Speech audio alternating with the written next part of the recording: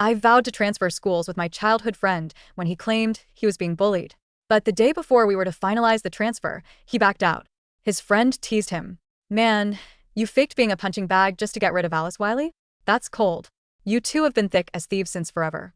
Are you really cool with her going to a new school alone? Shane Page brushed it off. It's just another high school across town. Not a big deal. I'm tired of her always being up my ass. This works out perfectly. I stood frozen outside the door for a long time.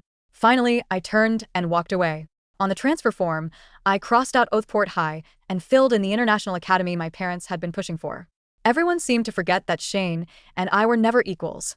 Chapter 1. The moment I overheard the truth, my heart slammed against my ribs. In the past month, my childhood friend, Shane Page, had been feeding me stories of being jumped, framed, and humiliated at school. I threw myself into shielding him, but I couldn't block every blow. When it became unbearable, I suggested he transfer schools for a clean slate. That day, he was soaked from a bucket of ice water, his sharp cheekbones ghostly pale. He grabbed my hand, trembling. I can't face a new place alone. We'd been inseparable since kindergarten, walking to and from school together for over a decade. Deep down, I'd been nursing a quiet crush on him. So, in a rush of loyalty, I promised, "Don't worry, Shane. I'll go wherever you go." But standing outside that private room, I realized it was all a cruel ruse to push me out of his life. Does he hate me that much? Inside, his friend kept talking. Alice is crazy about you. What if she falls for someone else out there? Her? Shane scoffed, as if the idea was absurd. She is so loyal she'd take a beating for me, and not even flinch. You think she'd ever stop loving me? His friend muttered. I don't know, but she doesn't seem like someone you mess with. No chance, Shane said lazily. Our school is full of rich kids, but has she ever given any of them a second glance? His tone dripped with disdain as he continued. She is always up my ass. It's annoying. The room burst into laughter, sharp and mocking. I wanted to run, but my feet felt rooted to the floor, forcing me to endure the humiliation. One guy clicked his tongue. First time I've seen someone push away a girl who is crazy about them. Respect, bro. But if you're sick of her, why not just tell her? She doesn't seem like the type to pester you. Shane frowned. She is too intense. Being straight with her wouldn't be that easy. He paused, then dropped the real bombshell. Besides, Esther gets all torn up whenever she sees Alice. She only feels okay when I'm there to hold her hand. I'm doing this for Esther's sake. Alice will just have to deal with it for a bit. It clicked like a puzzle snapping together. Shane started faking the bullying just a week after Esther Howell was transferred to our school. You sly brat. A new girl shows up and you're already whipped, someone chuckled. But Esther has got that fragile, damsel in distress vibe. Guys eat that up. Unlike her, Alice is sharp and always has that icy glare that keeps everyone at arm's length. No matter how gorgeous she is, that's a tough sell. The others piled on, tearing me apart like sharks on a feeding frenzy. Shane didn't stop them or defend me. He even nodded along, agreeing with their jabs. My heart sank into a dark, throbbing abyss. For a fleeting moment, I wanted to knock down that door and demand answers. Why did he lie? Did he feel even a flicker of guilt watching me get hurt for him? Did our years of friendship mean nothing? But my mom's words echoed in my mind. Don't waste energy on pointless battles. People don't turn rotten overnight. In the end, I turned and walked away. Chapter 2. The pain crept in slowly. I could have shrugged off a friend's betrayal, but Shane had crossed that line, blurring the boundaries between friendship and something more. That made the cut deeper. The day we agreed to transfer, he dragged me to a bar to celebrate our escape. The dim neon lights cast a hazy glow, and I couldn't tear my eyes off the guy I'd loved in secret for years. My heart raced, wild and untamed. When he leaned in to kiss me, I didn't pull away. Years of bottled-up feelings surged, overwhelming me like a tidal wave. Unable to hold back, I asked, Shane, what are we now? He dropped a tender kiss on my forehead. What else, silly? The bar exploded with cheers, mirroring the spark in my heart. But just 2 days later, his words shattered that fragile hope. I laughed through my tears, the sound bitter. It looked like that flirty, vague answer was just another trick to shove me aside and make way for Esther. The wind chimes in my bedroom clinked, the breeze drying my tears bit by bit. My broken heart began to mend. Shane was wrong about us from the very beginning. He was just the Page family's illegitimate son, while I was the sole heiress to the Wiley empire. We were never meant to be tethered together. We belonged to different worlds. The transfer form in my hand was a wreck, the ink smudged by my tears. But it didn't matter. I'd print a new one. The Wiley family always had a backup plan. I filled out a new form, pausing at the section for the new school. Then I called Pauline Wiley. Mom, what's the elite school you mentioned before? Yeah, I'm going alone. The wind chimes rang out, crisp and joyful, like they were cheering me on. I closed my eyes, and for the first time in years, Shane's face didn't haunt me. Instead, I saw a guy who looked a little like him. Sharper and more striking, he flashed a cocky grin, just like he did 2 years ago. Mark my words, Alice. You'll ditch Shane for me. Back then, I thought he was just messing around. Now I was done with Shane. I finished the form and heaved a deep sigh of relief. My heart was finally at peace. Then came a knock on the door, startling me. I lived alone in this house, and except for me, only one person knew the passcode. I opened the door, and there stood Shane, his voice as warm as ever. You didn't show up to say goodbye to our friends. I was worried. I kept my tone even. My stomach's acting up, so I'm staying in. As I moved to close the door, I caught a glimpse of someone behind him. Esther, small and fragile, flinched when our eyes met. Shane noticed her reaction and pulled her close, his arm a protective shield. Alice, you're scaring her. There she went again, acting so timid, like I was some monster when I hadn't done a thing. My expression hardened. I told you, I don't want strangers in my house. Shane's brow furrowed. Esther's not a stranger. She came because she cares about you. Before I could respond, Esther's eyes welled up with tears. Alice, I'm sorry. I know you've always looked down on me, but I swear I shower every day. She sniffled, all pitiful. I won't mess up your house. Shane glared at me. Her family is not rich, but she's not what you think. You're really letting me down here. Esther tugged at his sleeve, playing the bigger person. It's okay, Shane. Don't fight with her over me. She forced a teary smile. She said you two go way back. How could I ever compare? Don't say that, Shane murmured, cupping her face gently. You're one of a kind. Then he turned to me, his expression cold as ice. Esther is upset. I'm taking her home. Reflect on your behavior. And don't forget to get your transfer form stamped. He was right about one thing. I did need to reflect, but on my blindness. I changed the passcode without hesitation. The knot in my chest loosened, like I'd finally exhaled a breath I'd been holding for years. Chapter 3. The next morning, I took my new transfer form to school. As the secretary stamped the seal, a pang of emptiness hit me. I stared blankly at the ink until someone blocked my path. Shane's brows creased. You changed the passcode on your house? I went back to check on you after dropping Esther off, but I couldn't get in. I cut him off.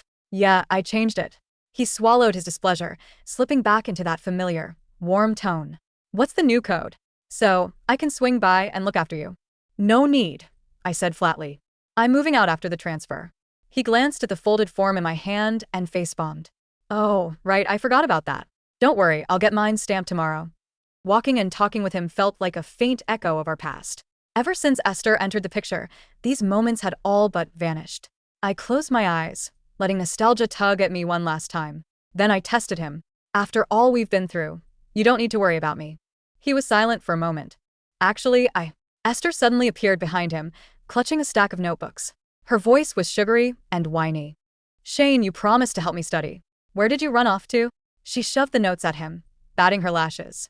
I saw your tutoring plan goes 2 months out, so I prepared some study materials. You're not mad I snooped, right? Not at all, Shane responded with a forced smile, shooting me a quick, guilty glance. When I didn't react, his eyes dimmed a little. I knew what was going on. While he was pushing me away, he'd been planning a future with Esther, one that didn't include me. I kept my expression neutral, but inside, bitterness spread like a slow-burning whiskey. I dug my nails into my palm to stay grounded. I'll leave you to it, Esther gasped, acting like she'd just noticed me. Hey Alice, are you upset because I'm studying with Shane? I don't have the money or connections like you do, so... Her voice cracked, and she started sobbing. Unimpressed, I said, get out of my way. Shane's guilt vanished at my blunt words. He grabbed my wrist, his voice hot with anger. What's with that attitude? He yanked me toward Esther and barked, apologize to her. The last shred of longing in my heart crumbled. My hand flew up, slapping him across the face. You're the one who owes an apology. Not to Esther, but to me. Chapter 4. Back home, I sifted through the keepsakes Shane had given me over the years. The silver necklace, my 18th birthday gift, gleamed under the light. I'd worn it to school once, proud as anything, until I saw an identical one around Esther's neck. She blushed, saying, Shane promised I'd have everything you have. The limited edition teddy bear was just an empty box now. Shane had taken it, claiming he loved the perfume I'd sprayed on it, but the very next day, it was sitting on Esther's desk. Then there were the strappy heels from my coming-of-age party, the indigo-scented oil, Everything I thought was mine alone had been handed out like cheap trinkets. Worse, it wasn't even equal. A bitter smile tugged at my lips as I recalled Shane's endless doting on Esther, always taking her side. If that was how he wanted it, these relics could go straight to the dumpster. I booked a flight for the next day, ready to spend my last night in quiet reflection. At 2 a.m., my phone blared, jolting me from a hazy dream. I answered groggily, but the line was silent. Just as I was about to hang up, Shane's voice came through, heavy and low. Ace, I'm sorry. My brain snapped awake. Is he finally coming clean? But then he said, Esther hurt herself. I can't leave her alone, so I'm delaying the transfer. That spark of hope crashed and burned, leaving me feeling like a fool. I wanted to scream at him and demand answers to the pain I suffered from his fake bullying. Oblivious, he continued, just say sorry. I was stunned. What? He doubled down, his tone firm. You need to apologize to Esther. She hurt herself because of you. I was speechless, but then it all made sense. With Esther around, every word I said was wrong. Shane's voice turned colder than a winter storm. You're so disappointing. If you say sorry, we can pretend this never happened. In 2 months, I'll join you at the new school. Are you really going to throw away our years of friendship over this? His words carried a sharp threat, but I felt no pain or reluctance. There was only annoyance. I hung up, blocked his number, and deleted it from my phone. I couldn't wait to board that plane. The world abroad felt vibrant, like a fresh canvas. Someone grabbed my suitcase, and I looked up into Stanley Rossi's eyes. He grinned. Alice, long time no see. I shook his hand, a genuine smile breaking through. Good to see you, Stanley. My phone buzzed, cutting through the moment. It was one of Shane's friends. When I answered, Shane's voice came through, laced with panic. Alice, which class did you transfer to? Why is everyone saying they haven't seen you? Chapter 5. Alice, answer me. Shane's voice on the other end of the line was frantic, a stark contrast to the arrogant boredom he had displayed in that private room just days ago. I looked at the phone, then at Stanley, who was raising an eyebrow in amusement. Who is this? I asked into the receiver, my voice cool and detached. Don't play games, Alice. It's Shane. I'm at Oatheport High right now. I checked the roster. You're not here. The administration says they have no record of an Alice Wiley transfer. Where are you? I'm exactly where I'm supposed to be, I said, signaling Stanley to load my bags into the car. I told you, Shane. I transferred. I just didn't transfer where you wanted me to. Stop this tantrum, he snapped. Come back right now. Esther is feeling guilty, thinking she drove you away. If you come back within the hour, I'll tell the principal it was a clerical error. I can fix this. There is nothing to fix, I said, watching the London skyline blur past the car window. And tell Esther she gives herself too much credit. She didn't drive me away. You did. Me? I'm the one trying to help you. Goodbye, Shane. Alice, if you hang up, don't think you can ever. I ended the call. Then, I pulled the SIM card out of the phone, opened the car window, and tossed it into the wind. Stanley chuckled, his eyes crinkling. Littering? That's rebellious for the heiress of the Wiley Group. I'm turning over a new leaf, I said, leaning back against the leather seat. Starting now. For the first time in 10 years, I wasn't Alice, Shane's shadow. I was just Alice. Chapter 6. 2 weeks passed in a blur of orientation, new classes, and the refreshing culture shock of the International Academy in London. Here, nobody knew me as the girl who followed Shane Page around like a puppy. I was judged solely on my intellect and my character. Back home, however, chaos was unfolding. My mother called me during my lunch break. Your little friend has been camping out at our front gate, she said, sounding bored. He's been ringing the intercom every day for a week asking for your address. Did you give it to him? Please, Mom scoffed. I told security to turn the sprinklers on if he stayed longer than 5 minutes. But Alice, the Page family reached out to your father regarding the merger. They're implying that since their son and our daughter are so close, we should be lenient with the terms. I gripped my fork tighter. Tell Dad to crush them. There was a pause, and then a delighted laugh from my mother. Music to my ears, darling. Focus on your studies. We'll handle the pests. I later learned through mutual friends that Shane had spiraled. He had stormed into my empty house. I had already sold the furniture and put the property on the market, and punched a hole in the wall when he realized I hadn't just moved schools. I had erased him. Without me there to buffer his mood, to do his homework, to organize his social life, Shane was flailing. And Esther? Esther wasn't the supportive angel he thought she was. One afternoon, I received a DM on social media from a classmate back home. It was a video. It showed Shane in the school cafeteria, looking disheveled. Esther was crying next to him, complaining that the soup was too cold. Shane snapped, Then go microwave it yourself. Alice used to. He cut himself off, looking around as if expecting me to materialize with a hot bowl of soup. The silence at the table was deafening. I watched the video twice. Then I deleted it. It didn't bring me joy, and it didn't bring me pain. It just felt pathetic. Chapter 7. 2 years flew by. I graduated top of my class and secured a spot at a prestigious business university in Switzerland. Stanley Rossi followed me there, not as a shadow, but as a partner. We debated philosophy, competed in fencing, and built a relationship based on mutual respect. One winter evening, as we sat by a fire in a chalet, Stanley took my hand. "You know," he said softly, "I waited 3 years for you to look away from him. I'd wait 3 more. You don't have to wait," I whispered, leaning in. That night, looking at Stanley, I realized what love was supposed to be. It wasn't anxiety. It wasn't constantly proving your worth. It was peace. Meanwhile, the Page family fortune was dwindling. Without the Wiley family's backing, their business deals were falling through. Shane had been forced to step up as the heir, but he lacked the discipline. He was arrogant, used to things being handed to him. I heard rumors that he and Esther were still together, but it was a toxic cycle of breakups and makeups. Esther had realized Shane wasn't the golden ticket she thought he was, and Shane resented her for not being me. They were miserable, and I was thriving. Chapter 8. The invitation arrived 5 years after I had left. The Wiley Group was celebrating its 50th anniversary with a massive gala back in my hometown. As the incoming CEO, my attendance wasn't optional. It was my coronation. "Are you ready?" Stanley asked, adjusting his bow tie in the mirror of our hotel suite. He looked dashing in a midnight blue tuxedo. "I've been ready for years," I said, smoothing down my emerald silk gown. It was backless, sophisticated, and sharp, armor made of fabric. We arrived at the venue in a Rolls-Royce.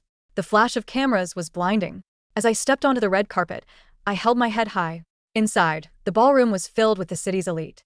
I navigated the room with ease, shaking hands, making deals, laughing with old acquaintances who looked at me with newfound respect.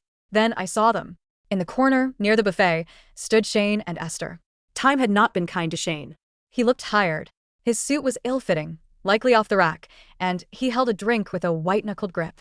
Esther stood beside him, wearing a dress that looked suspiciously like a knockoff of a designer piece I had worn on a magazine cover the year before. Shane was scanning the room, his eyes darting frantically until they landed on me. The glass in his hand slipped. It shattered on the floor, champagne soaking his shoes. The room went quiet near them, but I didn't stop. I continued walking toward the podium to give my speech. Chapter 9. After my speech, I stepped off the stage to thunderous applause. I made my way to the VIP section, Stanley at my side, his hand warm on the small of my back. "Alice." The voice was rough, familiar, and laced with desperation. I turned. Shane was standing there, blocking my path. Esther hovered behind him, looking at me with a mix of jealousy and fear. "Hello, Shane," I said. My pulse didn't race. My hands didn't sweat. I felt nothing. "You look incredible," he stammered. He reached out as if to touch my arm, but Stanley stepped smoothly between us. "Mr. Page," Stanley said with a polite, razor-sharp smile. "Good to see you. Please keep your distance." Shane glared at Stanley. "This is between me and Alice. Step aside, Rossi." "There is nothing between us, Shane," I said calmly. "If you'll excuse me, I have guests to attend to." 5 years, Alice." Shane's voice rose, attracting stares. "You disappeared for 5 years. You didn't answer a single letter. You blocked me on everything. Do you have any idea what that did to me?" "I have a vague idea," I said, glancing at his scuffed shoes. "It seems you've had to learn how to tie your own shoelaces." Some of the onlookers snickered. Shane's face flushed red. "I'm sorry, okay?" he blurted out. "I'm sorry about the transfer thing. I'm sorry about what my friend said. I was an idiot. I was young. But we were best friends, Alice. Doesn't that mean anything?" Esther stepped forward, clutching Shane's arm, trying to stake her claim. "Alice, we're getting married next spring. We just wanted to invite you. We wanted to bury the hatchet." I looked at Esther. She looked tired. The fragility she used to weaponize now just looked like exhaustion. "Married?" I raised an eyebrow. "Congratulations.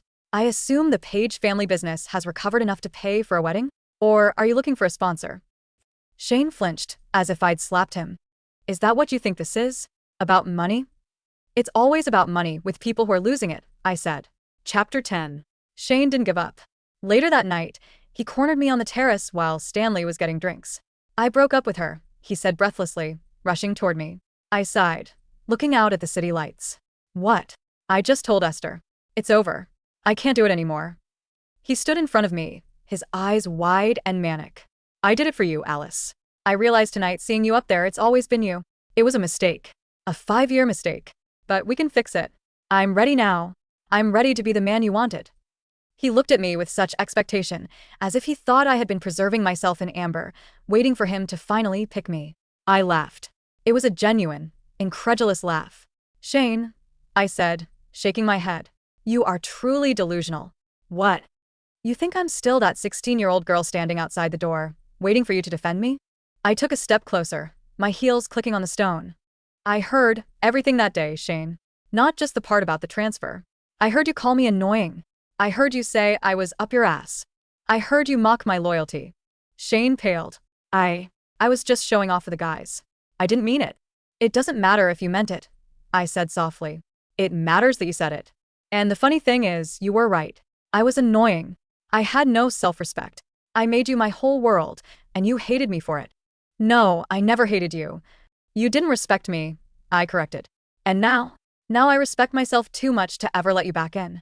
But I love you, he cried, reaching for my hand. I pulled back sharply. No, Sani. You love that I made your life easy. You love that I made you feel important. You don't love me. You don't even know me anymore. I can learn. Give me a chance. I gave you a decade, I said. You're out of time. Chapter 11. Just then, the terrace doors opened. It wasn't Stanley. It was Esther. She had been crying, her mascara running down her face. She looked at Shane, then at me. He dumped me, she spat, her voice trembling with venom. 5 years I spent cleaning up his messes, dealing with his temper, listening to him compare me to you every single day. And the second he sees you, he drops me like trash. She turned to me, her eyes wild. You think you won? You think he loves you? He's incapable of loving anyone but himself. He's broke, Alice. He's been gambling away the company funds. He only wants you back because the Wileys are the only ones who can bail him out of jail. Shane whirled around. Shut up, Esther. No, she screamed. I'm not going to be the silent victim anymore. He faked the bullying back then not just to get rid of you, but because he owed money to seniors at the other school and needed a reason to leave without looking weak. He's a liar and a coward. The revelation hung in the air. The bullying I had agonized over, the bruises I had tried to protect him from, it was all a lie to cover his own gambling debts. I looked at Shane. He looked small, pathetic. Is that true? I asked. He couldn't meet my eyes. I felt a wave of nausea, followed by immense relief. The last tiny thread of nostalgia snapped.